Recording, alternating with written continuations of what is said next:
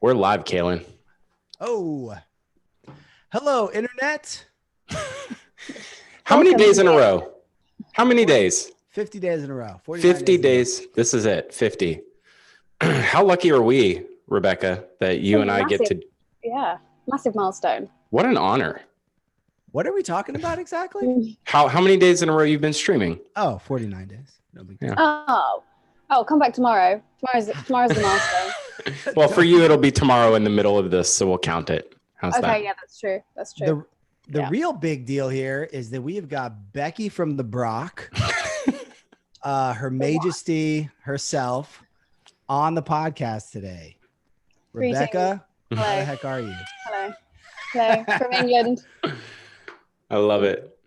There's a scene in Alice in Wonderland, or Disney's Alice in Wonderland, where Alice is learning how to curtsy, and she's, talking to the Queen of Hearts, and she's like, "Your Majesty," and I was like, every time I think of that, I think of you. That is British No. culture. Nice. Yeah. Yes, Yeah, that's me. and you have to shake your head like that when you do I can't even do it. it.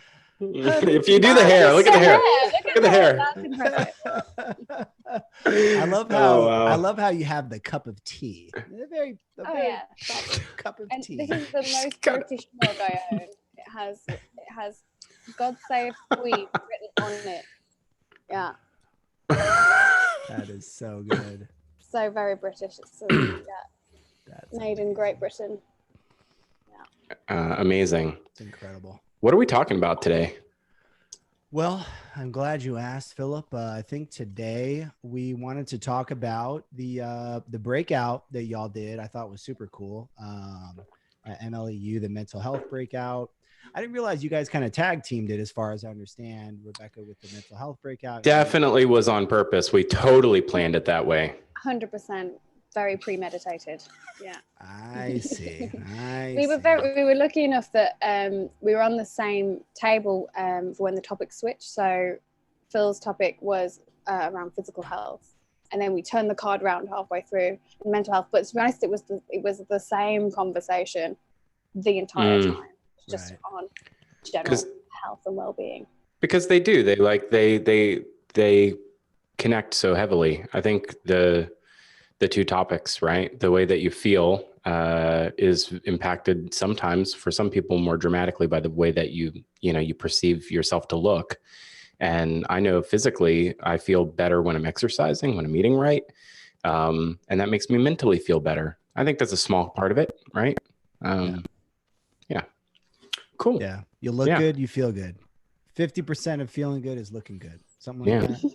That's something. Sounds true. You said it on a podcast, so must be true. Yeah. A white guy said it on a podcast. That makes it true. Lord. Oh God.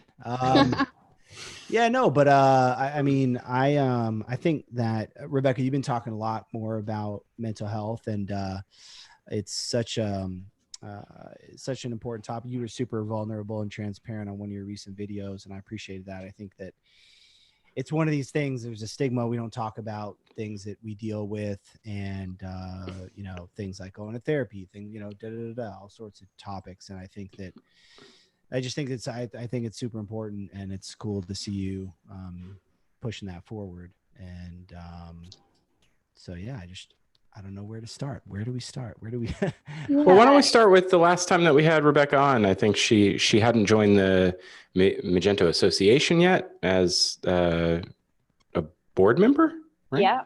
And a long time ago. Yeah, it's been a while. So why don't we start there? We start there? Well, where was I in life at that point? Oh gosh, so much has changed. I think I remember I was sat in the kitchen. Again, it's quite late at night. The last time I was on this podcast, I think I was working at JH at the time, maybe. Yep. But yeah, a lot has changed since then. At Jaguar Land Rover now, on the board for the Magento Association, doing everything I can to normalise talking about mental health. I've been on a massive weight loss journey as well since then, which is very, very closely tied to my mental health. Looking good. How's that vegan life treating you? It's all right. So I did my 30 days, and then 1st of November hit, and I went straight to KFC. Yeah, buddy, get that fried chicken. I did fall off the wagon a little bit that weekend, just because I being vegan was amazing. I felt amazing. It was great, but towards the end, I was really craving chicken. And so I was just like, right, I'm just gonna go have some chicken. And then I was like, it wasn't. It's like not as good as you hyped it up to be in your head. So right. Now, right. Okay, it'll be easier, I think, from now to be vegan, because I'm like all these. I had like a weekend of like going back to not being vegan, and then it kind of reminded me that I wasn't really missing out. What about Kaylin's been on this cricket protein thing? Have you ever thought about how are we feeling about cricket protein, Rebecca? Let's talk crickets. Cricket protein. Have you tried it?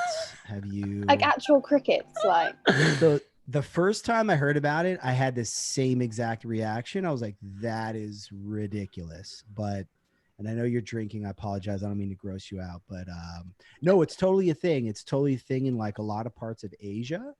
And just sort of eating different types of insects. I know, I'm sorry, it's gross, but it turns out that cricket protein is actually much more like sustainable to like the ratio of protein to like total body mass of like a cricket compared to like a cow and any other animal is just like off the charts. So anyways, it's coming. It's coming like 10 years from now.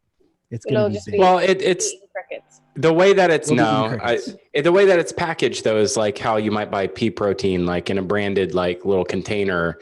It doesn't look like peas, and it doesn't even taste like peas, right? It's just derived from. The crickets will be abstracted away eventually. Like you're not, like you don't think about the crickets. You won't think about the crickets. Just don't think about it. They fight you a little bit on the way down, but just you just gotta like just. Block it Rebecca's out. Like, what did I walk into? What in the world did I walk I don't know. I think that cricket protein's probably not vegan. But no. Yeah.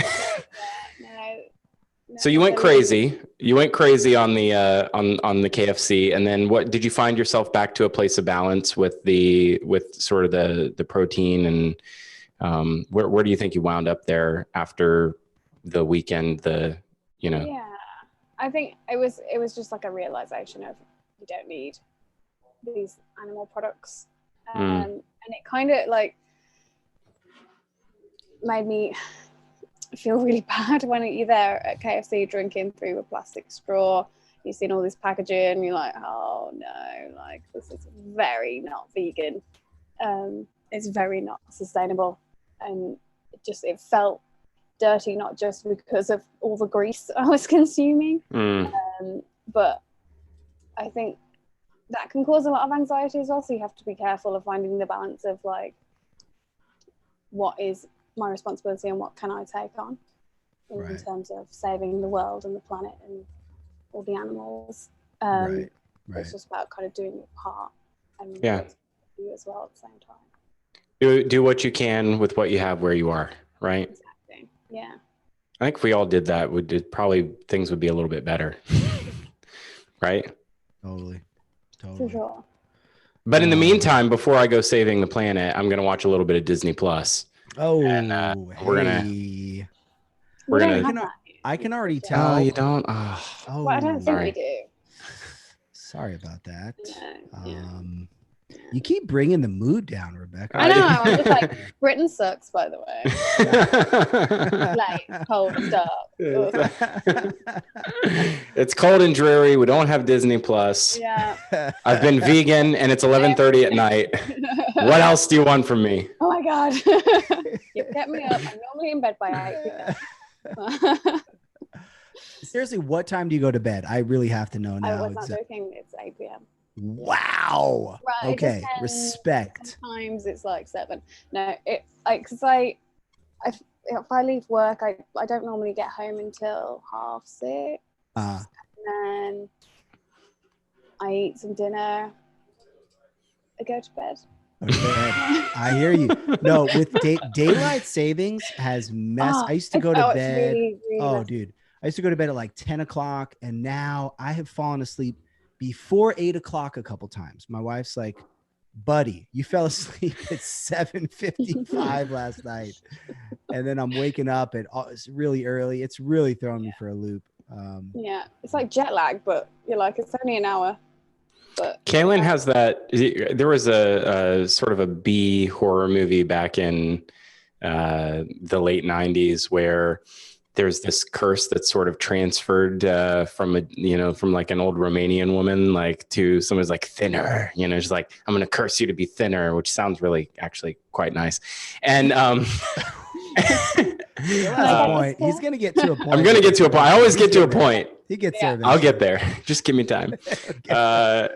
And I feel like Kaylin has this exact sort of ability to transfer a curse, where he told me the other day that he was waking up at 2:30, 3 o'clock in the morning. I'm like, that would never happen to me. It would just never happen to me. Well, guess what? The last 4 days in a row, 2:30, 3 o'clock in the morning, I wake up and I'm like, I roll over and I look at my Twitter and I'm like, I'm going to DM this mofo because he did this to me. Yeah. It's your fault. Curse you. That's it now. I mean, it's like everyone watching this, me, like, well, to be fair, if I wake up at 3:30, that'd probably be alright. I'd probably be happy with that. Really? Yeah, because it feels like then I've got time to like go to the gym before I go to work. Right. And like, I've been struggling with that. I think the darkness and the cold makes it so difficult. Oh my God. Can you save this conversation, Kaylin? She's stressing me out. She's like bumming me out. No, it makes it difficult. And I think it's something like it's something I'm like fighting with at the minute because I haven't been for a run this week and that's making me feel a bit bad. Yeah. It does though, right? Like like running just lifts me up. It's crazy. You lift me up. It is amazing the effects that it has on. Yeah. I walk a lot. I'm starting to run, but I walk my dog a lot and it's about 20 degrees Fahrenheit. So it's below freezing here. And my throat is kind of hurting me. I haven't been sleeping good because of my throat.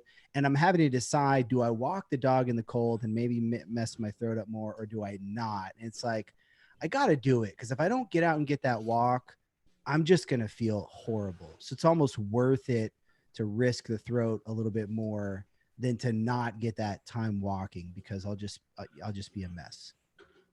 I can't identify with either of you because it's 74 degrees here constantly and it's just beautiful. But he doesn't understand, Rebecca. I don't understand. I'll be honest. No, actually, this is my first time, I think in 4 years, maybe, that I haven't spent a Remembrance Day or Veterans Day in England. I've been at Mage Titans the last 3 or 4 years. And this was the first year that I haven't been there. And it's quite different. The sun comes up so late. It's not sunny, not like here. And it goes down so early too. It really can affect you. So, cheers that you're, trying to make that work. That's gotta be tough. Yeah, anyway, it's one of those things that once you get out there, you realize that you're enjoying it and your blood's pumping and you warm yourself up. And actually the crisp, cool air can feel really refreshing and really nice. Yeah. But it's just getting that motivation to be like, getting outside, like actually opening the front door and stepping out. Once you're out there and you're going, like it feels fantastic. It probably feels nicer in the winter than it does in the summer. Yeah. Well, because that crisp air. If we were to do a little bit of math, so you took us up on the Mage Talk weight loss challenge, Rebecca, and you jumped right on it. I'm curious if we could do a little bit of math. I don't want to put anybody on the spot. Totally okay if you don't want to answer it. But I've lost 154 pounds at this point through diet and exercise. Kaylin, you've lost a good bit of weight. I'm about 32. I'm kind of plateaued. I've been plateaued at 193, but so I'm down about 32. Okay. I haven't weighed myself for 2 weeks, but the last time I weighed myself, I was at 30 pounds lost. Oh, wow. That's like 3,000 stone, right? I thought I don't know what the conversion is. That's what I thought. I was ready. Nearly 2 stone, I think. Okay. Nearly 1.7 stone. It's not as impressive. Please don't do things in stone. It doesn't. Well, there's 14 pounds in a stone. Okay. And why 14? Who knows? So 216 pounds between the three of us. That's impressive. It's incredible, really. I'm constantly. What's really nice about what's happened is that you have a few of us, and I know there's more out there, but it's now become, at least in my circle, this really awesome, like virtuous cycle of me being inspired by other people, and constantly having people sort of just slide into DMs and say, ask questions or hit me up when I post something that's like, everything sucks and I'm injured and I hate it. And, but it's really great to have like now a community of people where I didn't have that before. I never had anything like that before. The community I had around me was like, you got to post more on Stack Overflow or you're not worth anything, you piece of crap. Or this opinion that you have about Magento is wrong, Yeah. It's nice that like, it's kind of like the Magento community has evolved to kind of like take in more than just the platform. And I think it was Ben Marks that tweeted as a quote from somebody at Meet Magento Asia. He was like, Magento is an emotion. I saw that's that. So amazing. true. Like that really was like, whoa, that's like accurate. It really is an emotion. It's more than just a platform because we all like feel it. We all take it with us in our day-to-day life or whatever journey we're on and wherever we're going. It's more than just work now. It's everything around that, and it's actually what we can do to help strengthen ourselves while we're at work. So our health and our well-being and our family life and our social life, we're kind of putting more stoke on that side and making sure that both as individuals and the people around us in the community are aware of that and are talking about it. And I think, like you say, you can, like, no matter when you go on Twitter or what you go on Twitter for, you can always find someone that you can relate to and someone that can inspire you to get back onto whatever it is you're doing, be it through like exercise and mental health or actually work-wise. So like there's always loads of cool stuff being posted, new modules, new technologies, all this stuff. So no matter what you're looking for inspiration in, that you'll always find it in the Magento community now, and it's amazing. It really is. I'm curious on the mental health stuff. Are you hearing, because you've put a lot of stuff out there and been talking about it a lot, are you hearing from people? Are people reaching out and saying, hey, I struggle with X, Y, and Z? And are you getting a better view into what, what's the picture of the mental health of the community? What are the types of things that maybe developers or people tend to struggle with, and things like that? I think it shocked me just how common it is, and just how many different kinds of people have similar experiences and similar feelings around like work anxiety and just feeling like a lot of imposter syndrome. They're feeling like that their opinion is not valid, or that what they think isn't important, and that they don't know what they're talking about, and that they're going to be found out to be the fraud that they think they are. That's really common, which then it feeds into a lot of the anxiety and depression that they suffer, like even outside of work. And so I think that's probably the biggest one, is that imposter syndrome is so common because it's such a high pressure and fast moving environment that we work in. It's really easy to get swept up and feel like you're being dragged along, and that you're really far behind, and that you don't know like what's going on, and that everyone else is so clued up and knows exactly what they're talking about, whereas it's really not the case. We are all just trying to move forward and do the best we can. But obviously it's that whole comparing your insides to other people's outsides. Like it's a very different view you have of everyone else. That's a powerful way of saying that. I comparing your insides to someone else's outside, which now that I said it back, it sounded dirty, but that's okay. Yeah, there must be a more poetic way to say it. I like that though. I think that's really interesting. The way you said it, it's like made me think. I posted, it's one of these like quasi philosophical sort of things that I'm prone to post. I have these like half thoughts and I put them out there. And one was, I feel like the truest phrase anyone can sort of utter is, I don't know, right? Like, I don't know why we all feel like the need to have to know everything all the time. And this sense of just being able to admit when we don't have an answer, or when we don't have any familiarity with something, or when we haven't ever done something, or we've never heard of something before, like that's so, we just need a lot more of that. And because I think that there is a need to maintain persona in this, in all communities, really, right? Even in like neighborhoods, right? In communities of all sizes. So yeah, we have this need, or this like human desire to want to maintain a persona and make sure that the thing we're putting out into the world is like perfect. But in reality, it's so much more authentic when you can, maybe just start with something very small, like, I don't know the answer to that. And it doesn't need any qualification, right? Because, well, it doesn't matter why, like you just don't, and that's okay. And I found that very freeing recently to try to practice that for myself, because I think that starts, it starts again, another virtuous cycle, because hopefully people that have platforms can be a little more authentic, and that like they're not the object of like the source of all knowledge. And that's one thing I've struggled with. I'm sure, I'm curious if you struggle with this at all, Rebecca, now that you've been sort of transparent about things in your mental health journey or weight loss journey, or even your career. You're a Magento master, right? You're on the Magento Association board. You've reached a level of your career. Do you find that there's a part of you when people come to you and ask for advice, like you feel like you have to help them, or you feel like you're sort of like responsible for them in some way? And how does that affect you?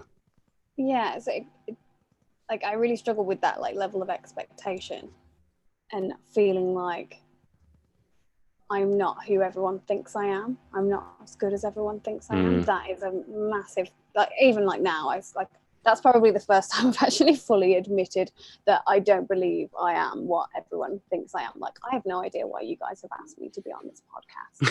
I have no idea what I'm talking about. Like, it's something that I deal with every single day, and it's something that probably has been the biggest reason why, like, obviously I've had quite a lot of like social media sabbaticals, both for like professional and personal reasons over the last year. This year has been like insane. Don't get me started. I'd be like agony aunt if I got started on the year that I've had. But it's kind of like one of those things where, because I know how I feel, then when people come to me with similar issues and similar questions and problems that I've been like questioning for myself, it's kind of like, oh no, I really want to help you, because I can see myself in them, or I can see myself in the way that they're talking and the questions that they're raising. And yeah, it is like a responsibility thing that you do feel like, because I hate saying this, but like I am known in the community, so like I'm sure you two like understand this feeling of, because I've got to this point, it's kind of like a point of privilege. So it feels like I have to give back, because I've got so much out of it. I've learned so much from being in the position that I am, and from getting to know the people that I've had the privilege of meeting, and the events that I've been able to go to, and how I've been able to talk to people and being able to express my opinions, and then and to have gained so much momentum in this community. It really does feel like an absolute honor. And so I don't want to take that for granted, and I don't want anyone to feel like I'm taking that for granted, or that I don't think it's important, because I really do think it's important. And yeah, I think I will always try and help anyone. Yeah. And I think it helps you to help people as well. Like it Totally. certainly talking to people about situations like that, I then find myself giving them the advice that I need to hear. And so that can actually be really helpful for me. Right. When I then reflect on that conversation, I'm like, actually, if you listen to what you just said, you have done the opposite of that for the past month. So Right. why don't you try following that? Yeah. Yeah, it's crazy how I'll give advice to one person here, and then 10 minutes later I'll realize I'm not taking that advice myself, or I can do it to a greater degree or whatever. And it's just a journey. But what do you think, what do you think people should do? Let's say somebody's in the community and they're thinking, I do feel that imposter syndrome, I do feel that anxiety at work, I feel like I'm not good enough. And what are some practical steps? Like, should they try to find a buddy to talk to? Should they find a therapist? All of the above? Like, what are some of the, easiest, let's say quickest wins they can get, or, easiest ways for them to maybe reach out and get some support?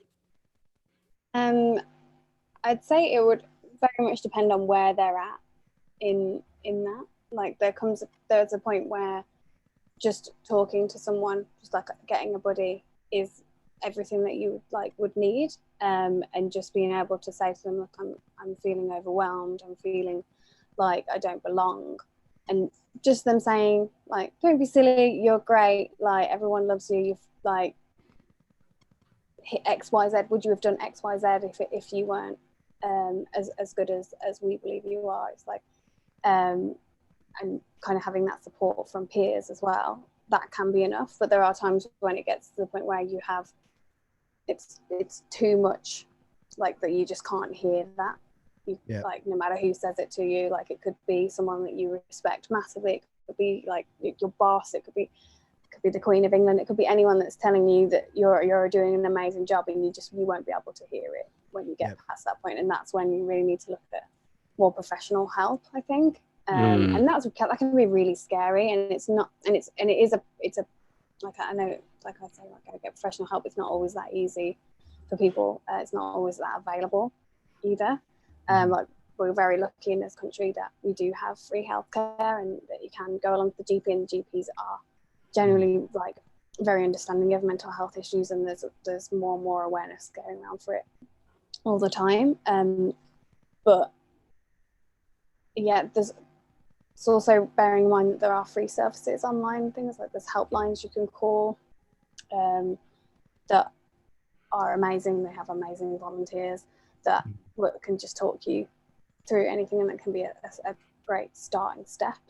But it's hard to know what you need, like at any given point, as to how bad it's got. Right. Like when I went to when I was really, really struggling, like earlier this year, like I went to the doctors, and like I walked in and I was like instantly apologizing. I was like, I'm really sorry for taking up your time. I'm fine. I'm fine. And he was like, why don't you just tell me what's going on? And I explained everything that was going on. He was like, yeah, that sounds like a lot. He was like, if you'd have walked in and said, even just one of these things that you've got going on, I would have still been referring you to get some help. And he was like, the fact that you've listed off 5 different things and then you're still telling me you're fine. But that's like our nature. It's our nature to be like, but it's not that big of a deal. Honestly, it's fine. There's worse I can deal with going it. on. I can take care of it. I can figure it out. Yeah, and you always compare yourself to what, I think my most used saying is, oh, it could be worse. It could be worse. Yes, it could be worse, but also it could be better. And like everyone's reactions and everyone's problems are valid. It doesn't matter if it's not like a score. It's not like a point system of like, oh, I stubbed my toe, that gets a 2, but like, something massively drastic happening. You can only get help when your stress levels are at a 10. It's like people's stress levels hit different levels for different reasons, and it's all relative. Like it could be that something that stresses me out massively and is a huge trigger for me, you don't even register as being an issue. It's just something that you can shrug off. And I think that's where people are like, oh, it could be worse. Like we see the news as well, and everything going on in the news is always way worse than anything that we're dealing with in our lives. And so it kind of then adds more guilt to like, why am I feeling this way when my life could be so much worse? And yet I can't cope with how great my life is. That kind of mentality can be really damaging. Right. I think that's what creates so much like pain almost, or dissonance, in that things like one thing that I have somebody very close to me who struggles with this in a very deep way. And the constant refrain is, I have everything I ever wanted and I'm still unhappy. Mm-hmm. And that creates its own emotional duress. Right. And at least with, a stubbed toe, you can sort of quantify the reason why your toe hurts. Sometimes it's very hard to quantify the reasons why emotionally you feel pain. And there's not always a reason why, right? It's not like, sometimes there just isn't a reason. And it just is like that. And I think that can be really traumatic for a lot of people. I struggle more and more with something that I've come to understand to be called codependency. But I think most people don't know what that word means. So the thing that I've been sort of open about recently is I struggle with two things. I need people to like and approve of me. Right. I need it. And it's like a drug. And it's something that I crave. I crave approval. I crave admiration. And the way that I go about getting that happens in a lot of different ways.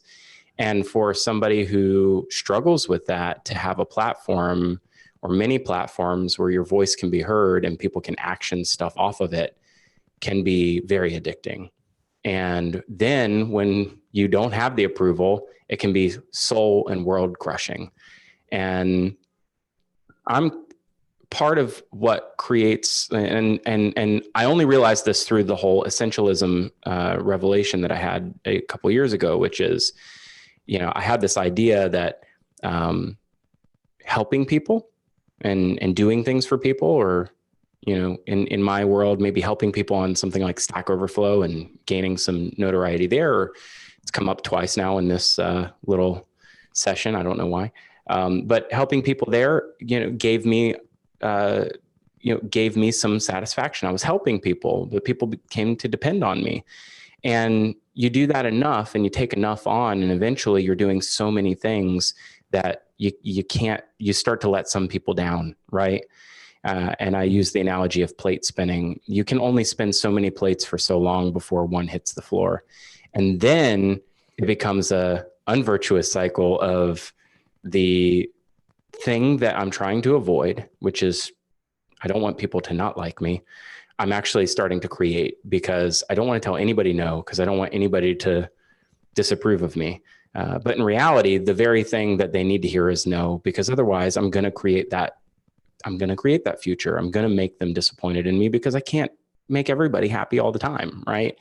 And I think that in and of itself, for me, is just manifested in a different way. It makes me feel good to help people, but it also makes me realize that sometimes that overextended, like any strength overextended, becomes a weakness. And I'm kind of sick, right? Like my need for approval will actually cause me, it's a detriment. And so I have to learn to start saying, man, that's a tough situation. I'm sorry that you're going through that, and just kind of leave it at that. 'Cause otherwise it becomes my problem. And then, and then I'm, and then I can definitely look like, I don't know how to end that sentence. I'll leave it there. Well, yeah, actually got a couple things in the live chat here. John says, this is an awesome subject. Thank you so much for opening up and sharing.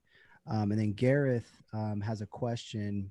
It'd be cool to hear if you have any tips on social anxiety, for example, for people that are new or trying to be more present in the community and have social anxiety that stops them from talking to people.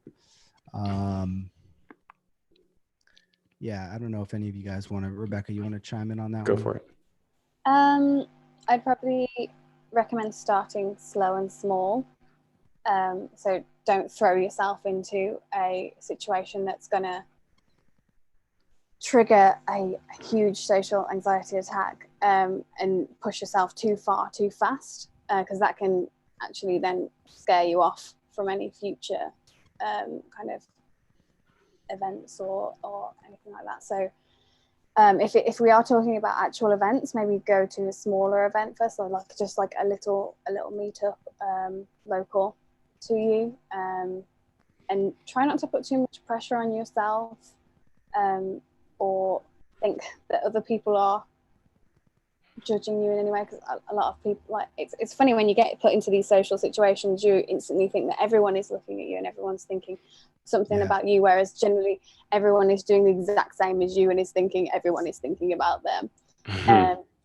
Is it's like, I'm trying to think back to, obviously it's been a very, very long time that I've been in the community, and like when I think back to what I was like pre Magento and pre like having a YouTube channel and pre being known by anyone, I was painfully shy. Like I was very much a recluse. I wouldn't go to social events, and like I used to get told off for not talking enough to enough people at events. So I like and so I know that it can be really difficult, and I think that what changed for me is that whole mentality of fake it till you make it. And I very much just started faking it, until eventually it became less scary. But yeah, I feel like I'm not sure if that advice is the best advice. Yeah, that's one. Might not necessarily work for everyone, but I think trying to take the pressure off yourself to be anything other than yourself, is really important. I think one thing I'd say kind of along those lines, you know, it's funny, I've gotten real comfortable going to Magento events because I've just done it so many times, but like I've been trying to go to some events here in Austin where I don't know anybody, and it's like starting from that ground zero is like super hard. And like I still like, I'm like, nah, I don't want to go to that. It's going to be annoying, you know, and I don't know anybody there. And I think maybe the tip I would give is just plan on going to events consistently over a period of time, over a period of years. And there's something that, like, a lot of times you want that first event, you want to knock it out of the park. You want to go there. You want to just kind of like you're saying, Rebecca, maybe you want to bite off more than you can chew. You want to just be awesome. And I think a lot of the times, you know, that first event, it's kind of awkward. It doesn't go as great as you thought it would. But if you keep going, let's say Mage Titans, right? Let's say you've gone to Mage Titans now 4 years in a row. By that fourth year, you know people and things just kind of flow a lot better. So I would say give yourself that longer time frame to just go consistently within a certain network or community. And I think things will, you know, things will build up slower than you'd want them to, but they'll eventually get there. Maybe if it's talking to people that you struggle with as well, like look at practicing some small talk. So just practice, like just Google small talk, and kind of just get yourself a topic and something that you feel comfortable talking about, and then ask people about that. And I think just remembering that you don't have to be constantly talking. You can do like active listening as well, and that can take the pressure off you if instead of feeling like you need to input and feeling like you need to give constantly, you can instead just kind of feed the conversation that you're having, and do a little bit more active listening, and just say, you know, what do you do Yeah. Why did you decide to do that? And so much of the time, just asking questions is, so there can be certain people at conferences who just talk about themselves over and over, right? And that can be a little bit of a turnoff. Whereas people that just Guilty. People that just ask questions. I wasn't subtweeting you, but a little bit.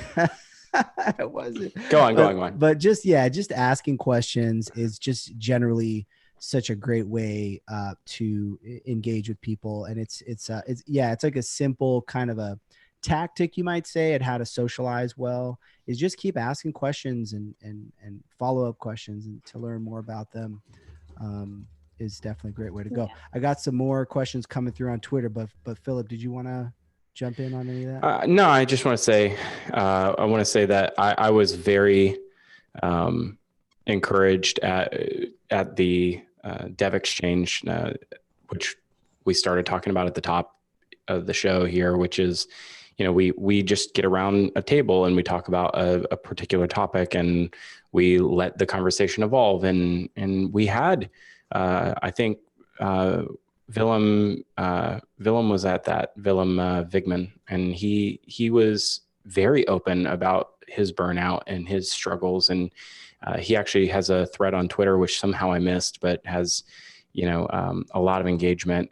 You can go find it and we'll link it up in the show notes. But just such an incredible story of feeling so much pressure and so much weight. And then kind of when it all falls down, eventually, when you realize that like the fallout happened, it's kind of freeing afterwards, because you feel like the weight's finally come off and the thing you were scared of the most has happened, and now it's gone and it's over. And I think the thing we all sort of struggle with, especially in a lot of us are in professional services or in client services.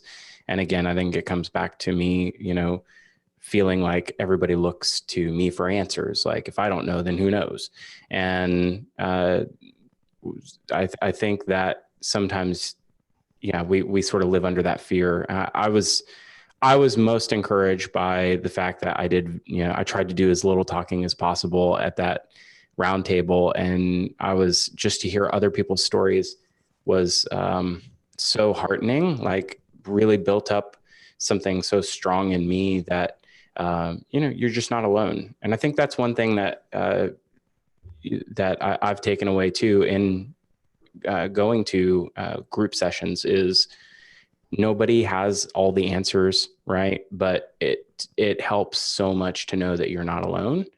And so there's things like OSMI that exists in dev communities, like open sourcing mental illness. I know, Rebecca, you've been involved in that in the past. But just finding a safe group of people that you can share some of this stuff with and starting very, very small is great word of encouragement there, Rebecca. Yeah. That's awesome. But we had a couple more things coming in here. Actually, Willem did reply on Twitter with a link to that thread that he had posted on closing his agency. It's probably won't read through the whole thread here, but he talks about closing down his agency and dealing with burnout and stuff like that. So that's a reality, man. Massive. Right? Yeah, like having to close a business, having to quit a job, having to end a relationship. These are all realities. And then Francis, you actually, have to prioritize yourself. Mm-hmm. No, sorry, yeah, no, you're right. It's all about prioritizing number one at the end of the day. And it may feel selfish as well, which I think that's one thing that you really struggle with, whether it's a personal reason, so like ending a relationship or something like that, or like ending a business or ending a relationship with a client even. It can feel like you're being extremely selfish and that you're in some way not doing what you should be doing. So I imagine that Willem felt a lot of guilt around closing his business, not just because of his own personal reasons, but of the ways that it would affect the people around him. And that I think takes a lot of courage. It takes a lot of bravery, but it is something that you need to do in order to kind of like prioritize yourself and your own health. Because like you said earlier, Phil, like there's only so much you can do before you start dropping plates. And then once one's gone, you'll struggle to keep hold of all of them, and you'll find that you've got just a bunch of smashed plates around you. And yeah, it's difficult, but by prioritizing yourself, you actually prioritize the people around you as well. Because you have to be selfish in order to be selfless. You can't just be selfless all the time. Yeah. And then Joseph mentioned, I'm very shy as well. Believe it or not, I force myself to be more social in certain situations, community events, but it still has a very negative impact on my personal life.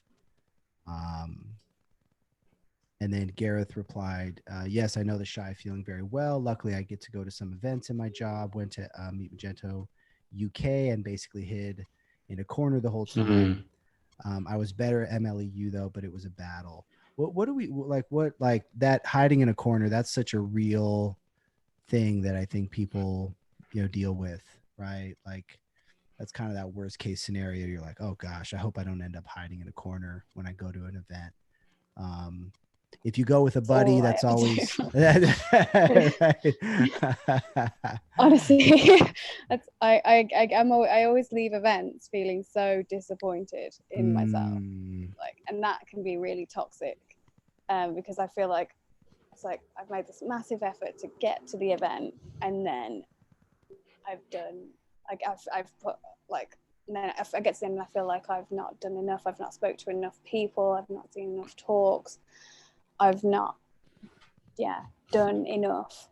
And yeah, it can be like as good as events are, they're probably the hardest thing for me because I do feel an immense pressure, and I feel like a lot of people feel like that because, and I think that feeds into the social anxiety as well, because you go to these events and then you kind of like just follow the flow of people without actually doing anything. So I think like I'm very lucky that I know a lot of people now, right?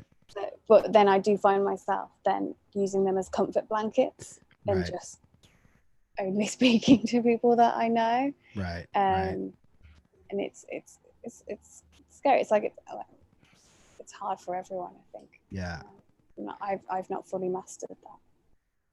And then you get to a point where you're not meeting new people at events. You're not, challenging yourself to talk to people you don't know. You've got that little crew that you're comfortable with, and then you stick with them because you don't want to, be in that uncomfortable mode. And I don't know.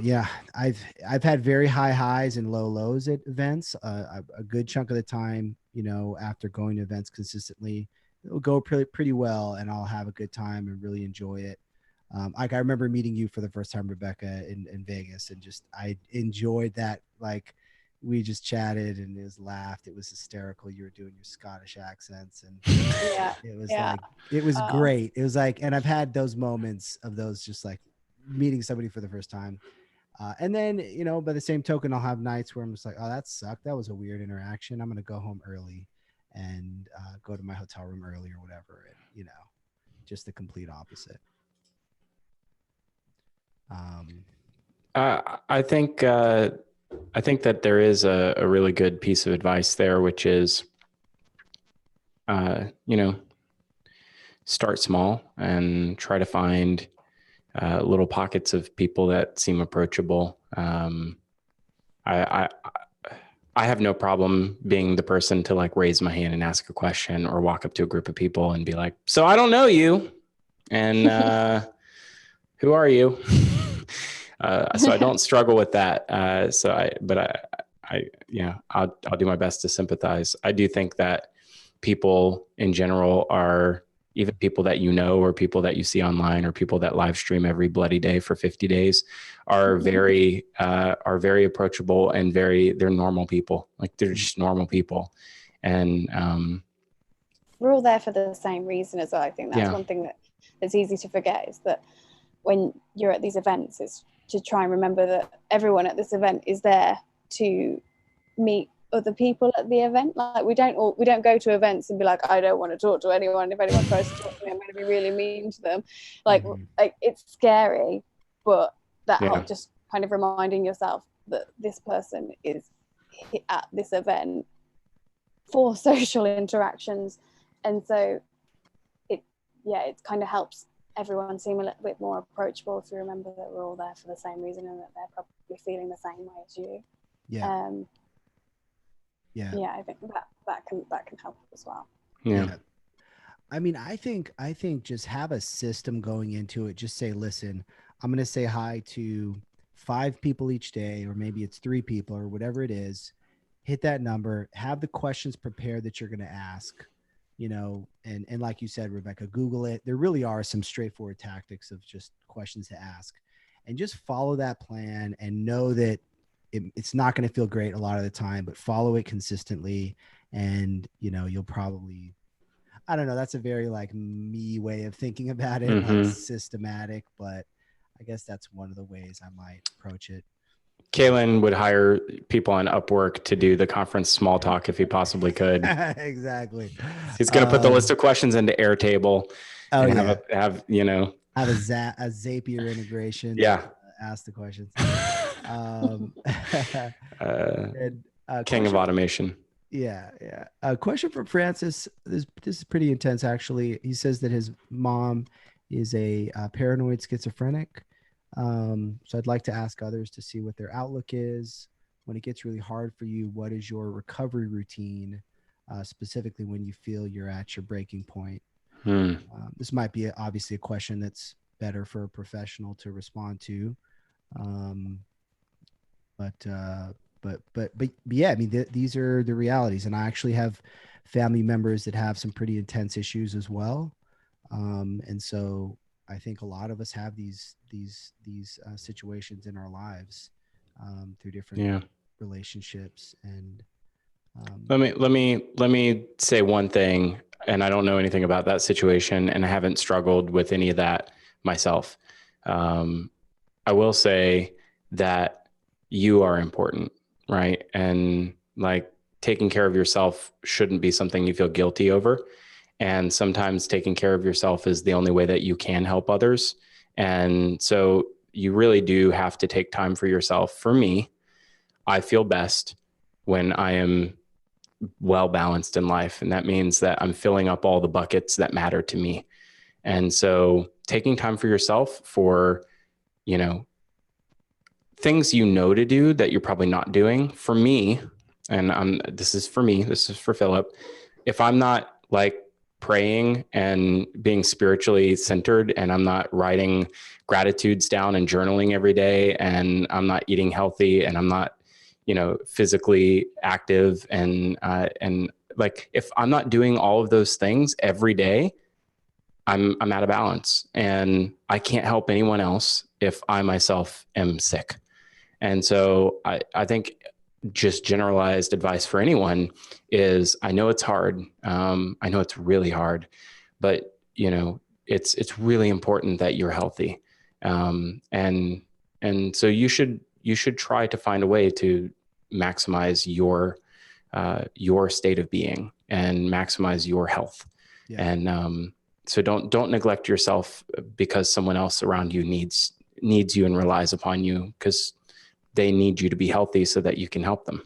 And you've dealt with, you know, some heavy things, Philip. And so there's really a lot of weight that those words carry. I totally agree there. You know, I have some family members with some pretty heavy issues. And I think that, you know, it's one of those things, I think, going back to what we said in the beginning, where we might say, man, my problems aren't that bad. This other person's problems are so much bigger than mine. Why should I worry about that jog? Why should I worry about that thing I needed to do, take care of myself, that gym time? Whereas that's exactly what you need. That's exactly what you need to do to be in a good position yourself, in order to be in a position to help other people. Learning your triggers as well, like Philip said, like that you have, like if you haven't filled up those buckets, then you're going to start getting triggered. So if you haven't eaten properly, or if you haven't done the things that you normally do in your routine, it can set you out of whack for everything. And if those are triggers, then they can be like really detrimental to your health, and then the help that you can give to people as well. Yeah. And so, yeah, I think learning those triggers and then checking yourself when you start to feel like you're losing control is really important. Yeah. And just knowing yourself. Got another comment here. I'm not sure how to pronounce this. Scientific Craven. It's yeah. That's pretty close. Scientific. Okay. That's actually Francis, who was in the tweeter. In the tweeters. Cool. Yeah. Cool. What's up, Francis? Hardest part is the first step, getting the courage to talk to a random person. I end up using someone I know who knows them to introduce me, so I avoid the potential of rejection. I actually think this is a great little tactic as well, is to, if you know somebody, to ask them to introduce you to someone else. Just asking them to do that. So much of the time, an introduction is one of the greatest things where, you know, you're not necessarily cold approaching somebody, but somebody you know is introducing you to somebody else. And that's just one of the greatest ways to build relationships. But so if you can just ask a friend, maybe they only know 2 other friends, right? But that, you know, just those introductions are going to already start getting that snowball kind of building. I think that's a great idea. Yeah, it's really a top tip. It's getting late for you, Rebecca. I want to be respectful of your time. Oh, it's fine. I'll work from home. It's fine tomorrow. That's okay. How about this? It's getting late for me, so I'm. No, this has been. Honestly, didn't even realize the time. It's gone so quickly. It really has. Really has. I thought maybe we could push the Mage Talk weight loss challenge one more time. I think we'll give it a renewed push in January. But I'd love to find a way that, I'd love to find a way that we can, create one more like a way to track all of this, or a way for us to all get together and share results and stuff. Maybe there's some way we can do that. I'd love that. We kind of need like a shared app or something. There's got to be something. I use Fitbit or Strava or something. I don't know. How we can track it, but it I think is really important as a weight loss and stress loss challenge. Stress loss challenge. I like that. Give me some of that. Yeah. It's like percentage stressed. I've lost 3 stone of stress this week. There's the show title. 3 stone of I've stress. I've been waiting for it. I've lost 3 stone of stress. Well, thanks so much again, Rebecca, for coming on. Is there anything you want to point people to here as we get ready to close out? I should have probably prepped some stuff, but just bear in mind that there's a lot of local resources that you can find. I think they're really important. So obviously we have a very international community. So it's worth just checking what is your local number to dial should you need help. If there's any local meetups and things, coffee mornings, things like that are great for just kind of like getting yourself out there and into a more friendly environment. Park runs are really popular here, and they're great. Just 5K jogs around local parks that are, like, I've started to get into, and honestly they're an amazing community there. I went on my own and I was a bit scared, and within I think the first 10 minutes I saw a family trying to take a selfie in front of the park run sign, so I went and asked if they wanted me to take the photo, and then the lady that was part of that family, she comes and talks to me now every week that she sees me there, and that's really nice. And like that was just an effortless way of kind of getting to know people, just by offering to take a photo for them. So yeah, just look at local events that you're interested in, and yeah, there's loads of online resources that you can find, like Nice. from mind.com and all these. There's loads of on the government websites as well, which is really useful. Or yeah, just tweet me. I'll be. I'm just like, yeah, sign me up for more, please. No, I'm in a good place at the minute. So yeah, if you're struggling, I'm always willing to chat, even if it's just a hey, how are you? I'm like, yeah, I'm good. How are you? We'll just have a conversation. That's awesome. Yeah. And I really hope I really hope the mental health breakout becomes a common thing at pretty much every conference. I thought that was a great thing to start, and I hope that keeps chugging along. But I know we got to get wrapped up here. Philip, you want to take us home? Yeah, that's it. Thanks so much for listening and or watching Mage Talk. And we want to hear from you. Give us your feedback and or a 5-star review anywhere podcasts are found: Apple Podcasts, Google Podcasts, Stitcher Premium, or Spotify. And catch us next time. Make sure you like and subscribe on our YouTube.